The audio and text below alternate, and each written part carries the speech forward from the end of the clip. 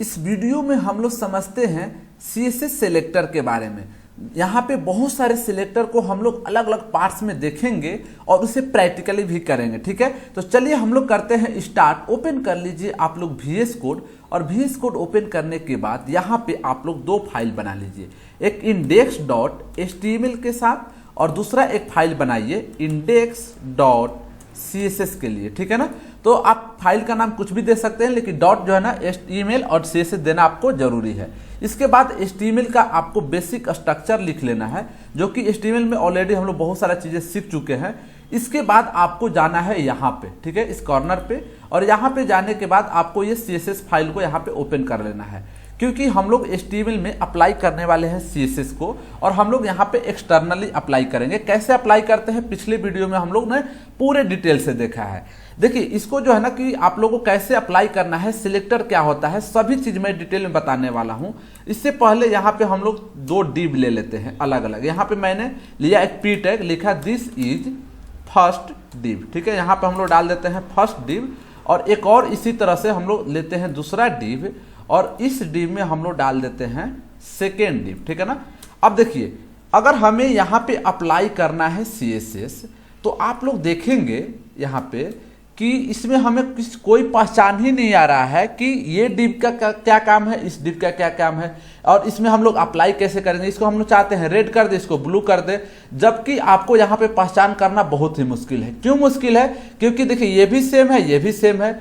इस तरह से इसे पहचान देने के लिए हम लोग पढ़ते हैं सिलेक्टर के बारे में।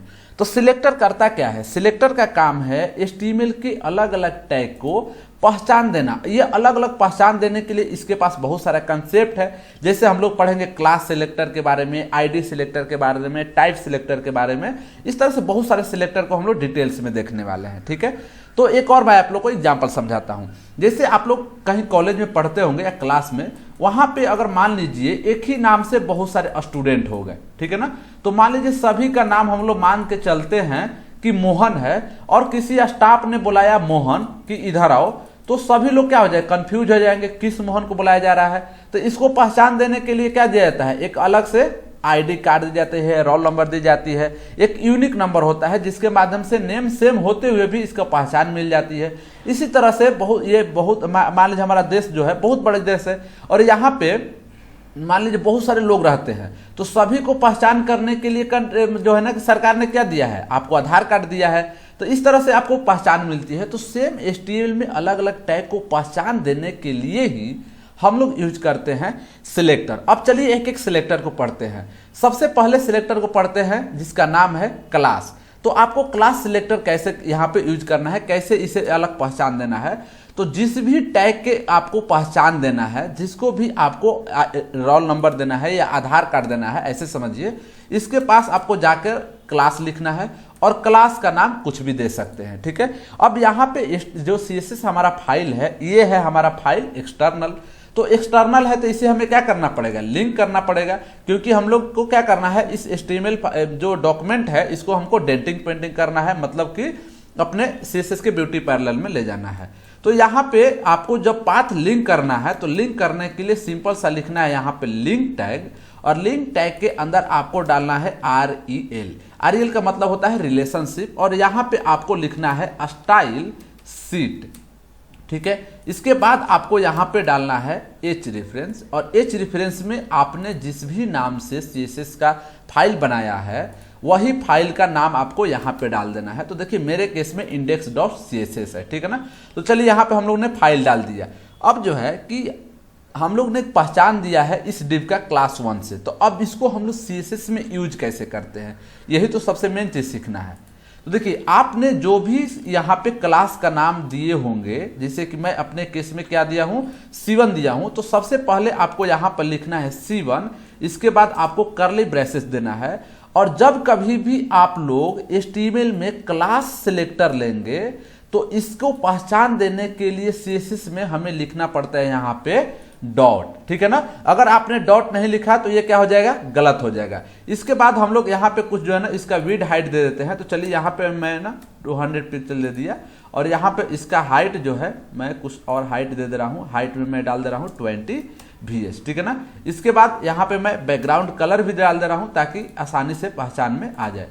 चलिए ये चीज तो हम लोग कर दिए। अब जो है ना कि आपको रन करना है तो CSS फाइल को रन नहीं करना है, आपको फाइनली रन करना है इस HTML फाइल को ही। तो आपको क्या करना है, यहाँ पे जाना है और यहाँ पे ओपन विथ लाइव सर्वर करना है। जैसे ही ओपन विथ लाइव सर्वर करेंगे तो आप देखिए यहाँ पे हमारा पहला डिव जो है ना बन के आ चुका है, क्योंकि हम लोग ने यहाँ पे यूज किया है क्लास सिलेक्टर।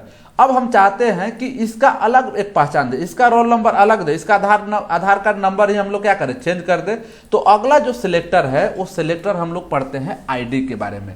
तो सिंपल सा यहाँ पे आईडी लिखना है। देख रहे हैं आप लोग कितना आसान इसमें सिलेक्टर है, और जो भी आपको आईडी देना चाहते हैं दे दीजिए। तो मान लीजिए हम यहाँ पे आईडी में दे दिए D1, ठीक है ना। आप कुछ भी दे सकते हैं, आप यहाँ पे नाम कुछ भी दीजिए, लेकिन आप यहाँ पहचान देंगे तो यहाँ पे लिखने का तरीका जो है ना वही सीखना है। अब देखिए हम लोग ने यहाँ पे जब क्लास लिया था तो डॉट लगाए थे, और इस बार हम लोगों ने आईडी लिया है।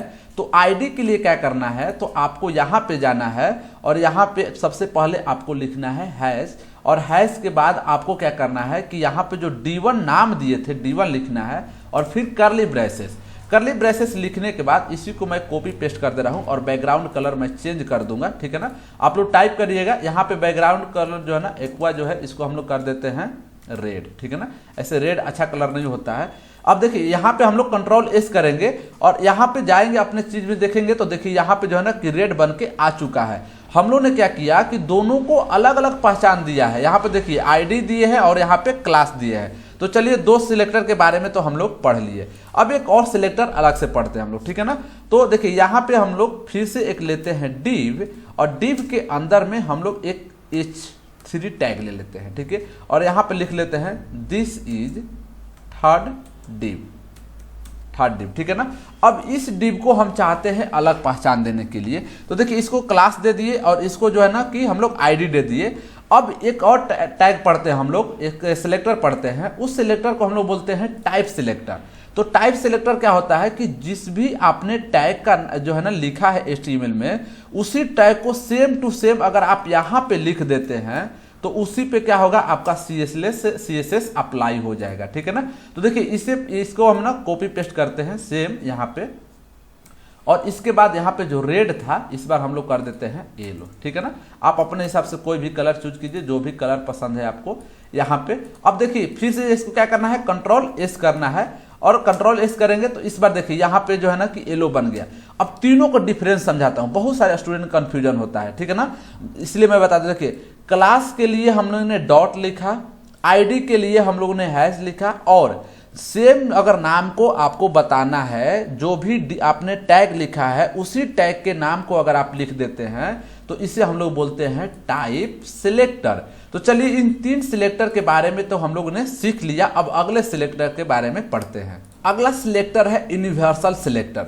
तो यूनिवर्सल सिलेक्टर करता क्या है, इसको मैं जो है ना मैं आप लोगों को पहले आउटपुट दिखा दूं, इसके बाद समझाता हूं। देखिए ये अलग अलग जो लिखा है, first div, second div, third div, ये अलग अलग हम लोग डिव लिए हैं।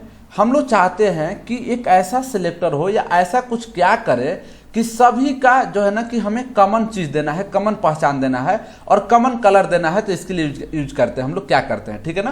तो देखिए एक यूज होता है यूनिवर्सल सिलेक्टर। यूनिवर्सल सिलेक्टर के लिए आपको यहाँ पे स्टार लिखना होता है, और यूनिवर्सल सिलेक्टर करता क्या है कि आपके HTML में जितने भी टैग है उन सभी पे ये जो भी आप चीज के इसके अंदर अप्लाई करेंगे CSS, सभी में सभी इंप्लीमेंट हो जाएगा। कैसे होगा, देखिए यहाँ पे आप देखिए सभी में क्या है, ब्लैक है। मैं चाहता हूं कि किसी एक डिव में नहीं, सभी का जो है ना कि कलर चेंज करूं। तो देखिए यहाँ पे मैं कलर डाल दे रहा हूं, और कलर में डाल दे रहा हूं व्हाइट, ठीक है ना। तो देखिए यहाँ पे मैंने कलर व्हाइट डाल दिया, और यहाँ पे जो है ना कि मैं फॉन्ट साइज ले रहा हूँ, सभी का फॉन्ट साइज बढ़ा के 30 करना चाहता हूं। तो चलिए यहाँ पे 30 पिक्सल कर दिए, और इसको जो है ना कि फॉन्ट वेट जो है ना कि मैं इसमें कर दे रहा हूँ जो है ना कि बोल्ड।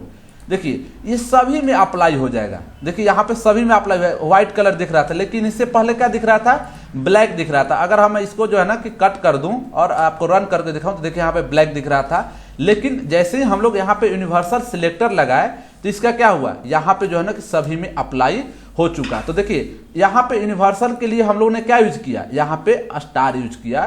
तो स्टार जितने भी टैग होंगे सभी के सभी टैग में ये ऑटोमेटिक जो है ना कि क्या करेगा, रन कर जाएगा। देखे ना कि अप्लाई हो जाएगा। देखिए यहाँ पे जो है ना कि मैं आईडी की जगह पे ID2 दे रहा हूँ क्योंकि इसका पहचान अलग है, लेकिन आप देखेंगे कि इसके अंदर भी जो है ना कि ये कलर ला देगा। यहाँ पे देखिए, ठीक है ना, इसमें सेकेंड लिखे हैं, यहाँ पे जो है ना मैं 4th कर दे रहा हूँ ताकि आप लोग को समझ में आ जाए। ठीक है, यहाँ पे देखिए मैं 4th किया हूँ, फिर भी देखिए यहाँ 4th अलग आ गया है, जबकि मैंने यहाँ पे कहीं भी आईडी लेते हुए भी नहीं पहचान। ये किसके कारण हुआ है?